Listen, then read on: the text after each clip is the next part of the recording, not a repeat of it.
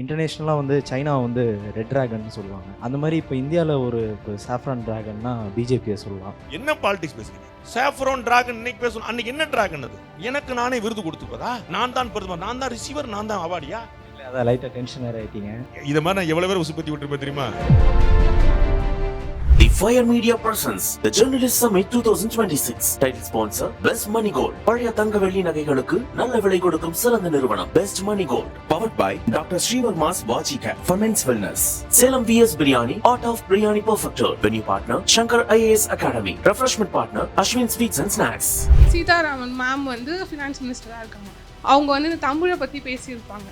பிச்சை எடுக்க கூட தமிழ் உதவாது அப்படின்ற மாதிரி. நிர்மலா சீதாராமன் அவர்கள் பெரியாரை கோட் பண்றார். பெரியார் சொல்லுகிறார், தமிழ் படிச்சா பிச்சை வாங்க கூட காசு கிடையாது, பிரயோஜனப்படாது. சோஷியல் மீடியா வந்து இந்த தேர்தலை எப்படி இன்ஃப்ளூயன்ஸ் பண்ணும் நீங்க பாக்குறீங்க? என்னை பார்த்துட்டு தந்தி டிவியில் நீங்கள் வந்து ஏன் சார் உங்களை வரவே பார்க்க முடியலன்றாங்க. சார் நான் 8 வருஷம் ஆச்சு சார் அப்படின்னா, போங்க சார் நீங்கள் தந்தி டிவியில் வரவே மாட்டீங்க அப்படின்னா. இன்னமும் சோஷியல் மீடியாவில் முழுசாக பார்க்காதவங்க நிறைய இருக்காங்க. 21 வேல் யாத்திரையாக இருக்கட்டும், இல்லை திருப்பரங்குன்ற இஷ்யூவாக இருக்கட்டும், பெங்காலுக்கு ஒரு காலி, தமிழ்நாடோட தலையெழுத்தை மாற்றுறதுல அவங்களோட பங்கு பெருசாக இருக்க போதா? தமிழ்நாட்டோட தலையெழுத்து என்ன? தமிழ்நாட்டோட தலையெழுத்து ஒளிமயமாக இருக்கும். அதை வந்து யாருமே தடுக்க முடியாது. 2036 பிஜேபி ஆட்சி. அயோத்தி 500 வருஷ பிரச்சனை. 150 வருஷம் முன்னாடி பாஜக இருந்துச்சா? RSS அமர ஜெயலலிதா அவர்கள் அயோத்தியில ராமர் கோயில் கட்டாம எங்கெங்க கோயில் கட்டுவீங்கன்னு கேட்டார். RSS வந்து மக்கள் சேவை இயக்கம். இதை பற்றிய தவறான பார்வைகள் மக்களிடம் இருக்கின்றன. சொன்னது கலைஞர். இப்போ நம்ம விஜய் அவர்களை எடுத்துக்கிட்டோம் அப்படின்னா, சிஎம் சார் வந்து சிஎம் அங்கிள்னு சொல்ற, அது ஒரு சிஎம் அப்படி வந்து ஒரு பொது மேடையில் சொல்லக்கூடாது. So I strongly ஆப்போஸ் this. அப்போ யாரையாவது கொஞ்சம் திட்டணும்ல, அப்படிங்கும்போது தான் இந்த தலைவருடைய அதாவது தளபதி திரு தளபதினாலே கன்ஃபியூஷன் ஆகுது. எத்தனை தளபதின்னு தெரியல. The Fire Media presents the Journalist Summit 2026. Title sponsor Best Money Gold. Powered by Srivarma Vajika, Salem VS Biryani. Venue partner Shankar IAS Academy. Refreshment partner Ashwin Sweets and Snacks. இப்போ நம்ம விஜய் அவர்களை எடுத்துக்கிட்டோம் அப்படின்னா, என்னதான் அரசியல் கட்சிகள் வந்து வெறும் ரசிகர்களோட ஓட்டை வச்சு மட்டும் ஆட்சி அமைக்க முடியாது அப்படின்னு சொன்னாலும், இன்னொரு பக்கமில் வந்து அவர் பொது சந்திப்பில் எது பேசினாலுமே வந்து ட்ரெண்ட் ஆகிட்டுருக்கு. இப்போ அவர் வந்து சிஎம் சாரை வந்து சிஎம் அங்கிள்னு சொல்கிற, அது ஒரு சிஎம் அப்படி வந்து ஒரு பொது மேடையில் சொல்லக்கூடாது. So I strongly ஆப்போஸ் this.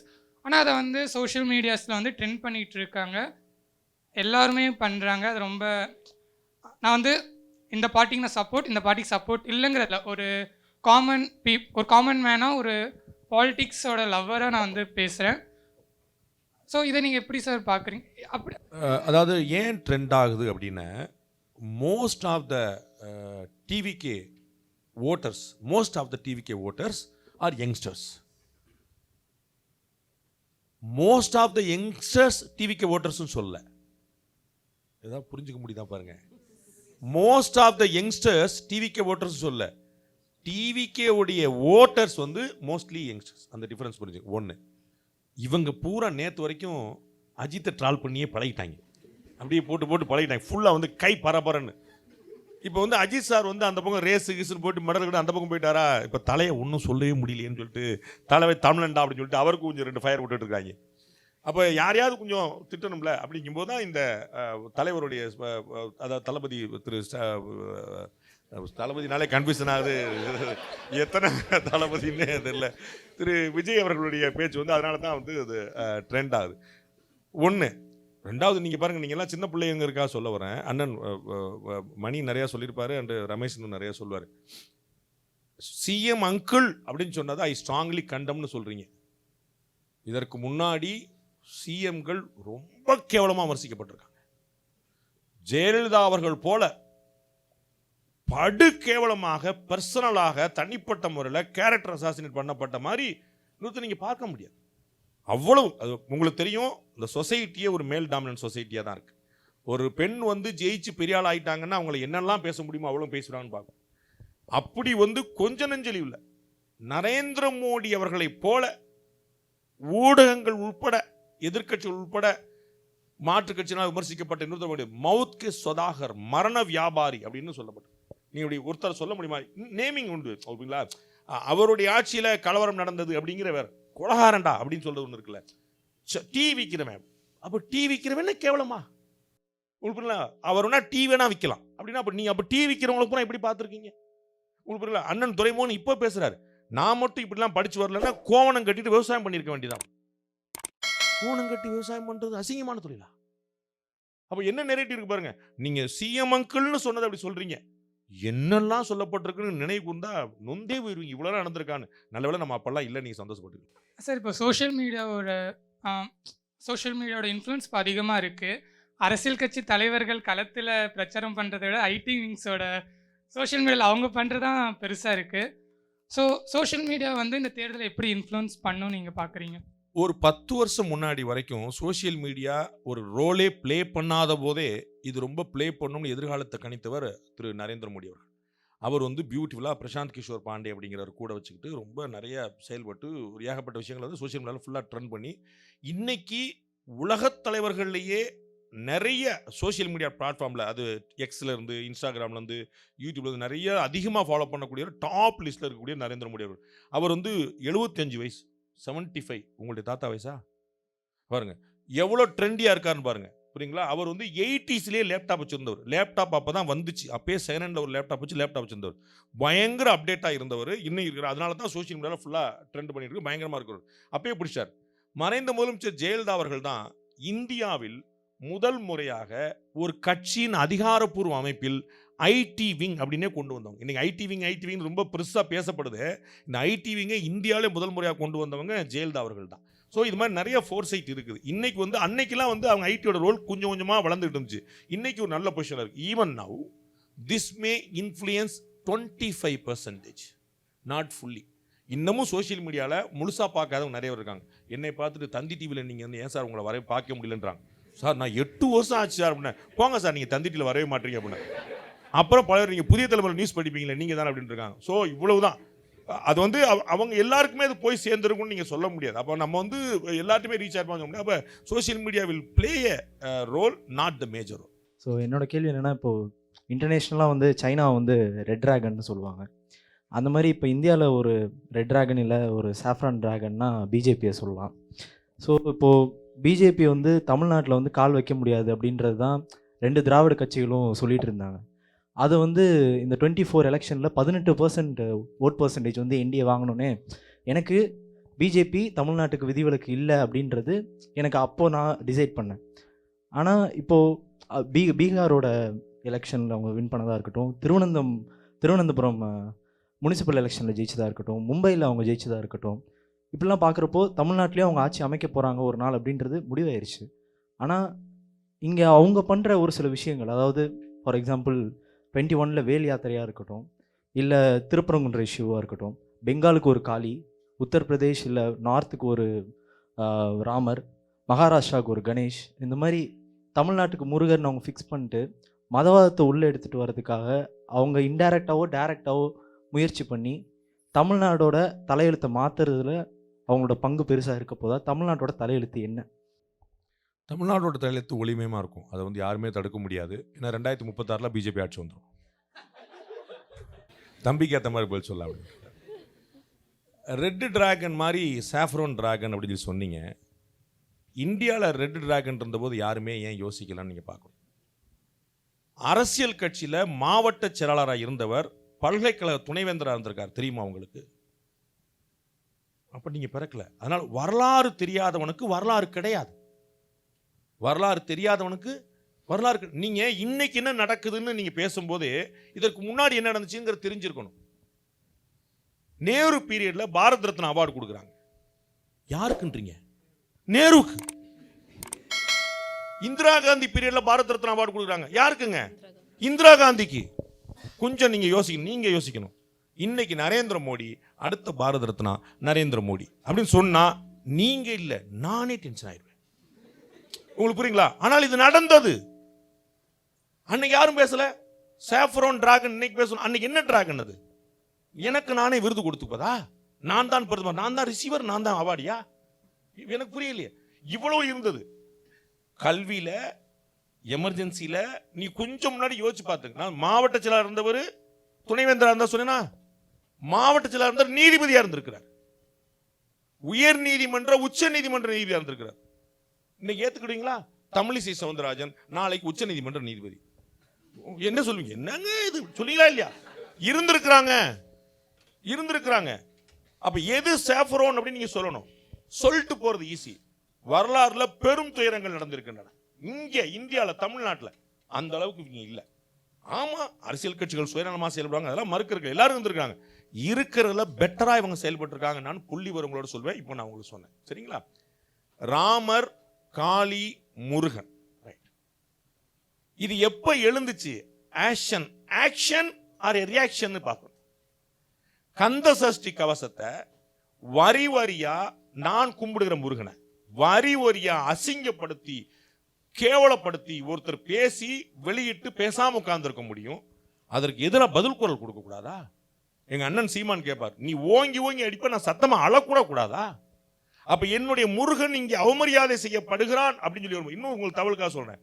முருகனுடைய வேல் யாத்திரை எல் முருகன் தான் பண்ணாரு, சரிங்களா? முருகனுடைய வேல் யாத்திரை முருகன் பாஜக கொண்டு வந்ததல்ல. கந்த சஷ்டி கவச்சம் மக்கள்கிட்ட பிரச்சனையா மாறிடுச்சு. அதிமுக ஆட்சி இது. மக்கள் அந்த பிரச்சனையை பெருசா எடுத்துட்டாங்க. வீடு வீடாக சாயந்தரம் 6 மணிக்கு வாசல்ல நான் கந்த சஷ்டி கவச்சம் படிப்பேன்னு கிளம்பிட்டாங்க. இது மக்கள் பிரச்சனையாக வந்துருச்சேன்னதுக்கு பிறகுதான் பாஜக உள்ள வருது, புரியுங்களா? முருகன் பாஜக பிறகு எடுத்தது, முதல்ல கொண்டு வரல. அதே தான் அங்க திருப்பரங்குன்றத்தில் உச்சியில தீபம் ஏற்றணும்னு வழக்கு போட்டவர் பாஜக காரர் அல்ல, இந்து முன்னணிக்காரர் அல்ல, இந்து மக்கள் கட்சிக்காரர் அல்ல. தெரிஞ்சுக்கங்க தயவுசெய்து.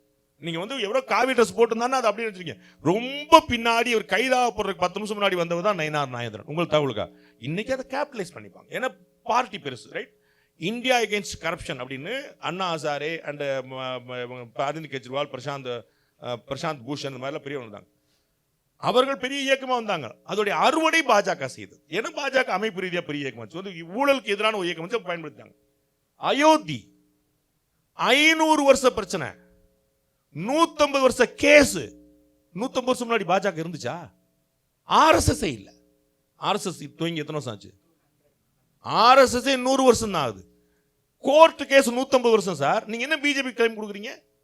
அப்ப 150 வருஷம் முன்னாடி யாரு அடல் பிஹாரி வாஜ்பாய் கேஸ் போட்டாரா?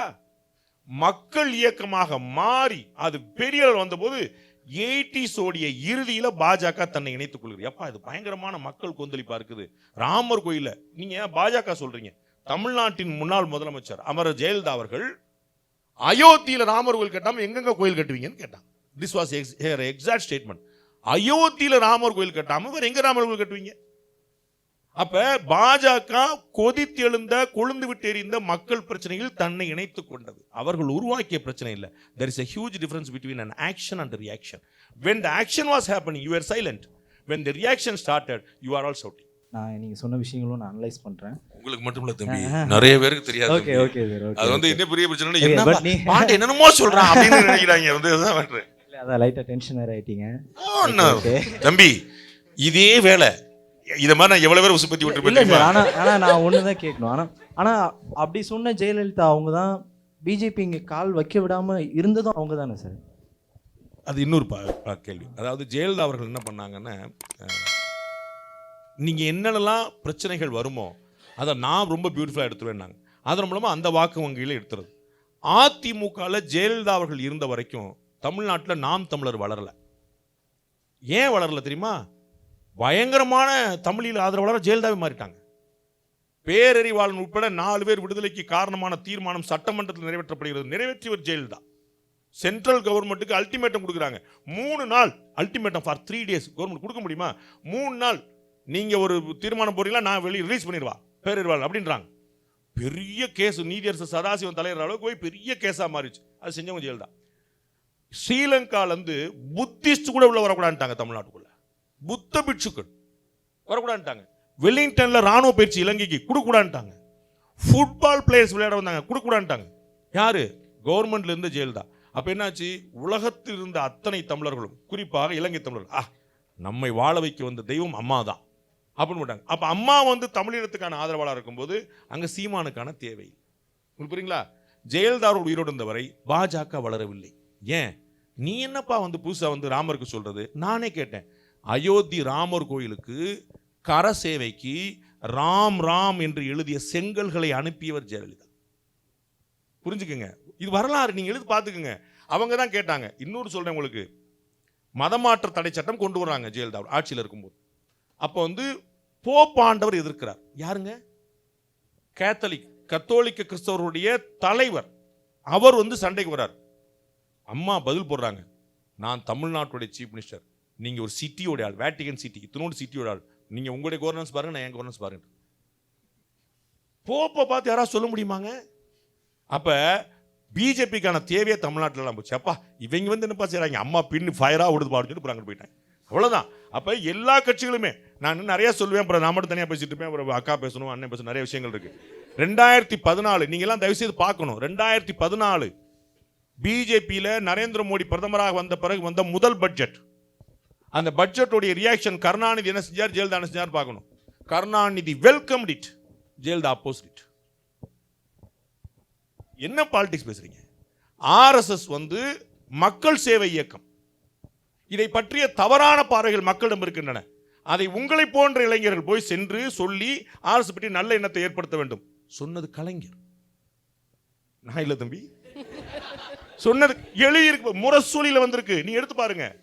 முரசொலியில் வந்திருக்கு, ஆர்எஸ்எஸ் மக்கள் சேவை இயக்கம். இது பற்றிய தவறான பார்வை இளைஞரிடம் இருக்கிறது, அதை சரி செய்ய வேண்டிய கடமை உங்களை போன்று இருக்கிறது, சரி செய்யுங்க அப்படின்னு சொல்லி கலைஞர் சொல்றார். இன்னைக்கு என்ன ஆச்சு? சொன்னது கலைஞர். பட்ஜெட் இப்போ ரிலீஸ் பண்ணாங்க லாஸ்ட் வீக்கு. ஆனால் பட்ஜெட்டில் வந்து தமிழ்நாடுக்கு வந்து எந்த ஒரு அலோகேஷன்ஸும் கொடுக்கல அப்படின்றது ஒரு பெரிய கிரிட்டிசிசமாக இருக்குது. அதுக்கு அடுத்து என்னென்னா,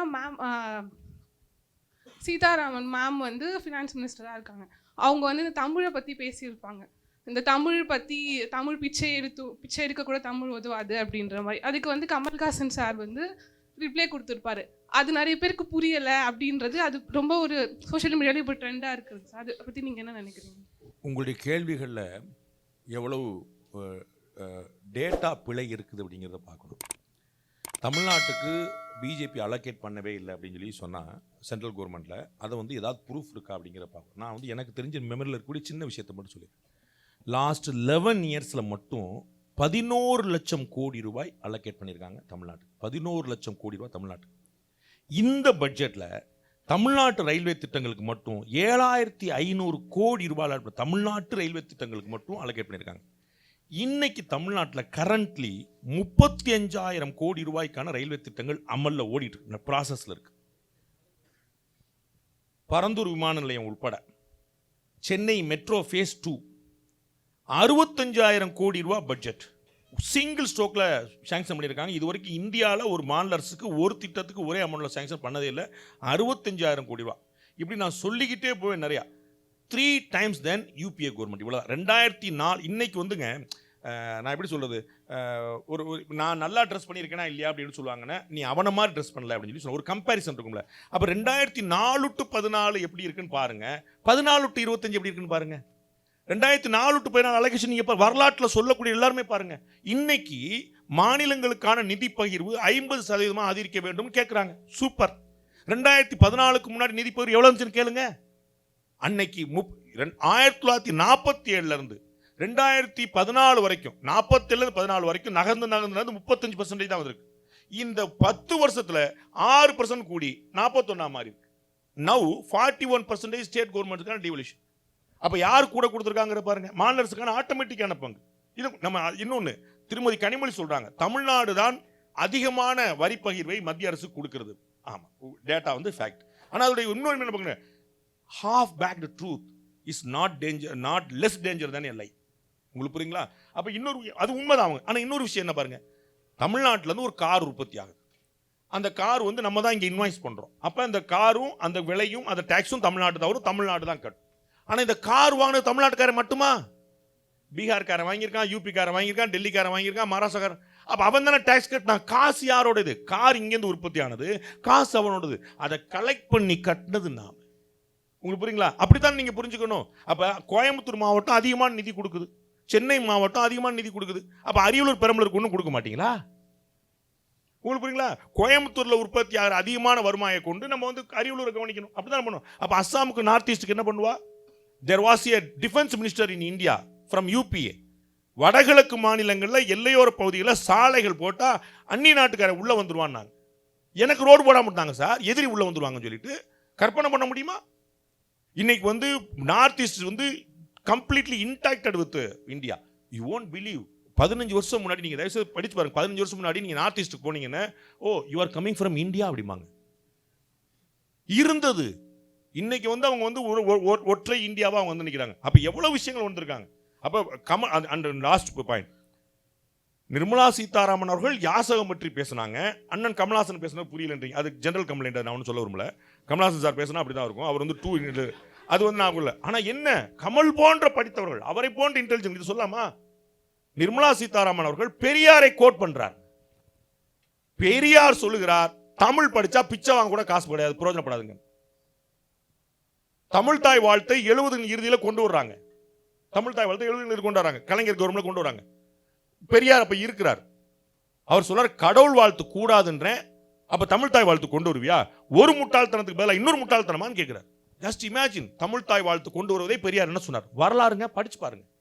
அப்ப பெரியார் தமிழ் பற்றி என்ன சொல்லுகிறார் அப்படிங்கிறத நிர்மலா சீதாராமன் கோட் பண்ணா அதை படக்குன்னு கட் பண்ணிட்டு நிர்மலா சீதாராமனே சொன்ன மாதிரி போட்டா உங்களை மாதிரி யங்ஸ்டர்ஸ் எவ்வளவு இருக்கிறீங்க அதெல்லாம் கொஞ்சம் கூகுள் பண்ணி பார்க்கணும். வேரை தேடி செல்லுங்கள், நுனிப்புல் மேயாதீர்கள். அட்லீஸ்ட் உங்களை போல ஆஸ்பிரன்ஸ்.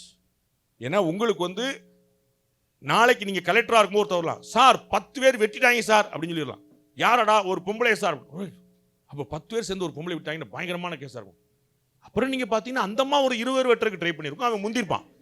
உங்களுக்கு புரியுங்களா? அப்போ கேஸை நீங்கள் பார்க்காம ஓ ஒரு லேடியை 10 வருஷம் வெட்டாங்கன்னு போனீங்கன்னா that is not the way you have to deal with, right? அப்போ நீங்கள் ஒரு விஷயத்தை அனலைஸ் பண்ணி பார்க்கணும். அப்போ நிர்மலா சீதாராமன் பேசுனதா கமல்ஹாசன் சொல்கிறாரு. சரி, கமல்ஹாசன் சொல்கிறது உங்களுக்கு புரியல. ஆனால் நிர்மலா சீதாராமன் என்ன சொன்னாங்க பார்க்கணும்ல. நிர்மலா சீதாராமன் யார்? வேரை தேடி சொல்லணும். Go to the root. திருப்பி சொல்லுங்க, அதுதான் ரொம்ப முக்கியம். தேங்க்யூ. இன்னமும் வெளியில் வந்து பிரவீன் சக்கரவர்த்தி அவர்கள் வந்துட்டு காங்கிரஸ் வந்து கூட்டணி வச்சதுனால தான் வந்துட்டு இவ்வளோ பின்னடைவை சந்திச்சிருக்கு, 30 ஆண்டு கால கூட்டணினால தான் இவ்வளோ பின்னடைவை சந்திச்சிருக்கு அப்படின்னு தொடர்ந்து பல நேர்காணல்களை சொல்லிட்டு இருக்கிறாங்க. அது எதை குறிக்குதுன்னு நீங்கள் நினைக்கிறீங்க சார்? காங்கிரஸில் என்ன ஆகி போச்சுன்னா ரொம்ப நாள் அமைதியாக இருந்துட்டாங்க. காங்கிரஸ் அமைதியாக இருக்கணும்னு டிஎம்கே வந்து அவங்களுக்கு பேசவே வராதுன்னு. காங்கிரஸ் இருந்தது மௌன விரதம். டிவிகே காங்கிரஸ் டிஎம்கே காங்கிரஸ் தனியாக பிரிஞ்சு இருக்கிறாங்களா அப்படிங்கிற கேள்விக்காக நான் நினைக்கிறேன். திமுக காங்கிரஸ்னு ஒரு பெரிய குரூப்பே சொன்னாங்க. அது காங்கிரஸ்லேயே திமுக குரூப் அப்படின்னு சொல்லிட்டு. அண்ணாமலை அவர்களுக்கு சரியான பதவி தரல, நேஷனல் லெவலில் பதவி தருவாங்கன்னு நினைச்சோம், அதுவுமே கொடுக்கல. அப்படிங்கிறப்ப அண்ணாமலை ஓரங்கட்டப்படுகிறாராங்கிற ஒரு கேள்வியை முன்வைக்கிறாங்களே எல்லாரும். Fire Media presents the Journalist Summit 2026. Title sponsor Best Money Gold. பழைய தங்க வெள்ளி நகைகளுக்கு நல்ல விலை கொடுக்கும் சிறந்த நிறுவனம் Best Money Gold. Powered by Dr. Srivarma's Vaji Care for Men's Wellness. Salem vs Biryani, Art of Biryani Perfected. Venue partner Shankara AS Academy. Refreshment partner Ashwin Sweets and Snacks. The Fire Media presents the Journalist Summit 2026. Title sponsor Best Money Gold. பழைய தங்க வெள்ளி நகைகளுக்கு நல்ல விலை கொடுக்கும் சிறந்த நிறுவனம் Best Money Gold. Powered by Dr. Srivarma's Vaji Care for Men's Wellness. Salem vs Biryani, Art of Biryani Perfected. Venue partner Shankar IAS Academy. Refreshment partner Ashwin Sweets and Snacks.